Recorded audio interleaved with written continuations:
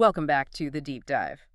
Today, we're jumping into, well, probably the most profound and complex intellectual puzzle in all of modern economics. It really is. What actually set the British Industrial Revolution in motion? And we're not just talking about, a single invention like the steam engine. We mean the whole launch sequence for modern economic growth. Mm. The thing that changed how basically everyone on the planet lives, and yet there's almost no consensus on it. None. The scholar Gregory Clark, he said you just won't find two scientists who agree on the reasons. It's amazing. Jack Goldstone told a story about asking 6 different experts and getting 6 completely different answers. And that's what makes this so fascinating, because if you can unlock what happened in Britain, you can understand a lot more about economic growth everywhere. The thing is, it wasn't one spark.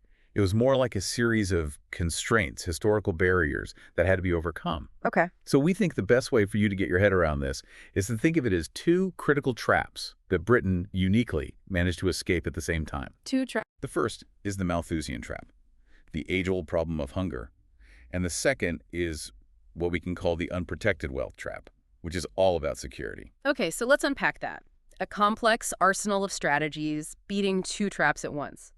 Let's start with the big one, the Malthusian trap. So it's named after Thomas Malthus. And the idea is brutally simple. Right. Population tends to grow exponentially, but our ability to produce food only grows arithmetically. So you're always heading for a cliff. Always.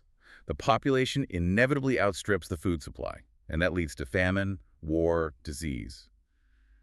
The whole cycle starts over. And there's an economic piece to this that I think we often miss when we're just talking about new inventions. Oh, absolutely. If you're starving, your new factory is kind of useless. You can't eat textiles. I mean, it's just that simple. In a closed economy, one that doesn't trade, making more cloth doesn't solve hunger.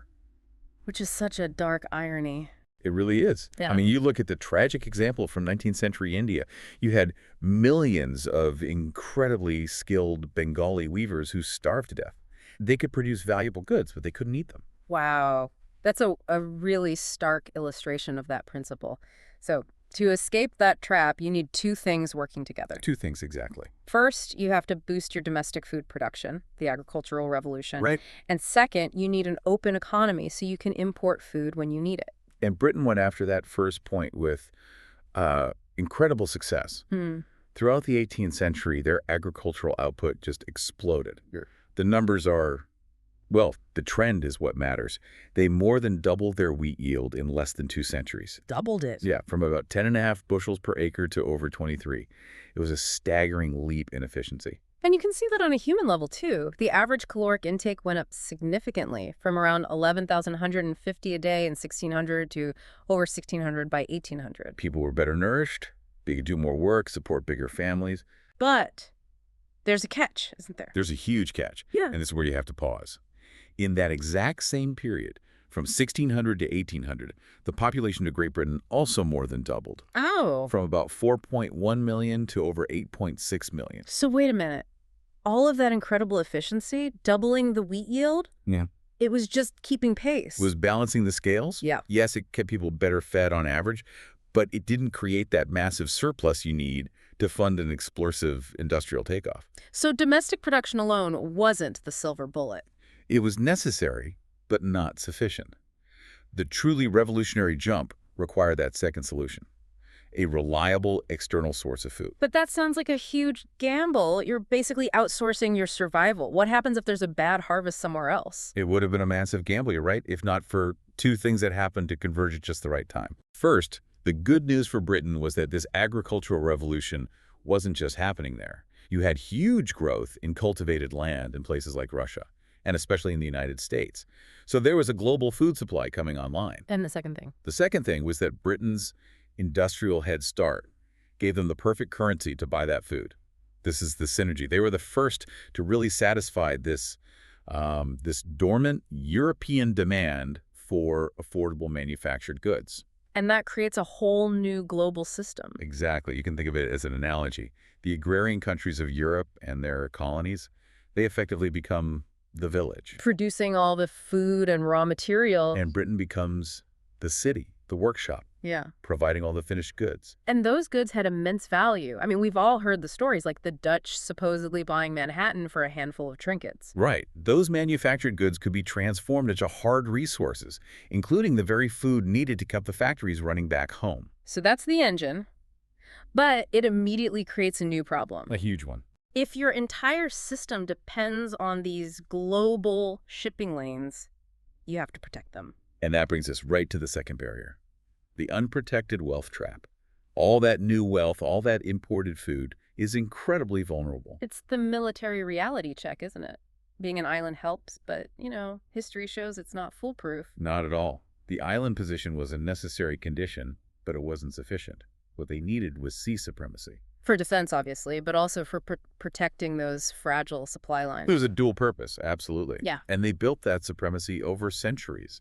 People point to the Spanish Armada in 1588 as the start, but that victory had a lot to do with weather and luck. Right. The real hard-won dominance came later. It came when they finally defeated the leading naval power of the day, the Dutch, in the 1670s. But the ultimate high-stakes moment, I mean, the one where everything was on the line, has to be Trafalgar in 1805. Oh, without a doubt. Trafalgar was existential.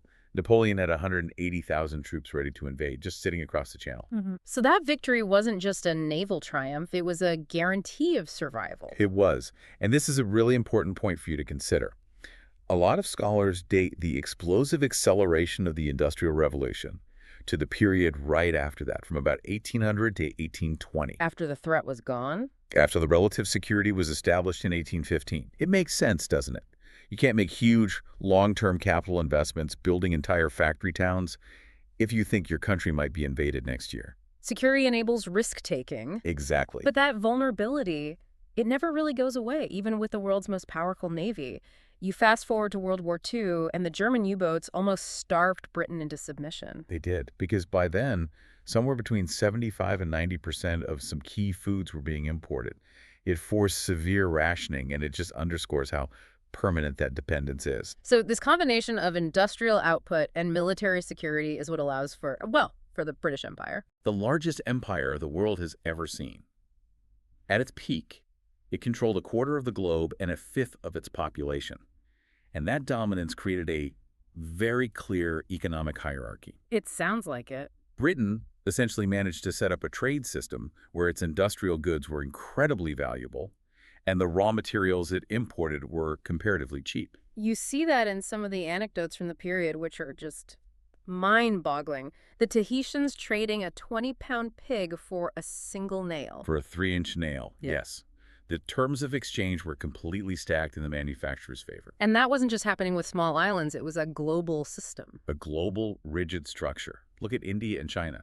As they exported more and more raw materials, jute, wheat, opium, their own domestic industrial output per capita actually shrank. They were deindustrializing. In a way, yes. Mhm. They were exporting low-value raw goods to pay for high-value British textiles. And this whole system gets a kind of intellectual justification from economic theory, doesn't it?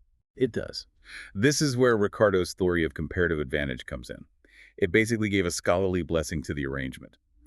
Britain should specialize in what it does best, high-value manufacturing, and other countries should specialize in what they do best, low-value raw materials. It sounds good in a textbook, but it locks in an unequal relationship. And that relationship wasn't always voluntary.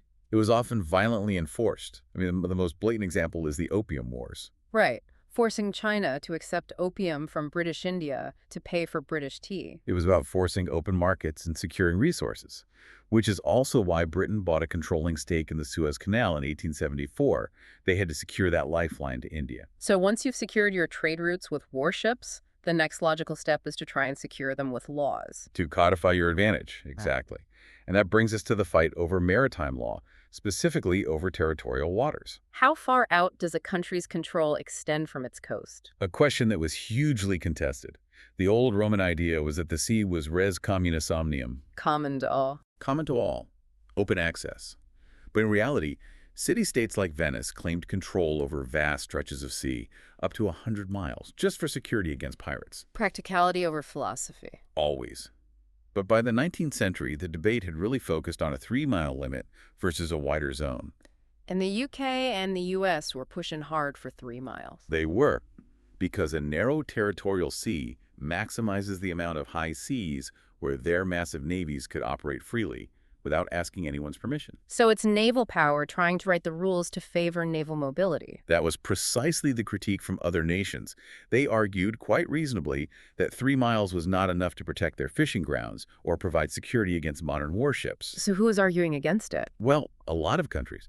The USSR established a 12-mile zone way back in 1918. Many Latin American countries pushed for even wider limits, like El Salvador claiming 200 miles. And this all came to a head at a big conference in 1958. The Geneva Conference, yes. Okay. And the flashpoint was warships. Everyone could pretty much agree on peaceful passage for commercial ships. But not military ones. No. The US and UK demanded the right for their warships to pass through territorial waters without even notifying the coastal state. They called it an absolute necessity. And the other side. The USSR and its allies argued that a warship passing by your coast is inherently threatening and that free passage shouldn't apply.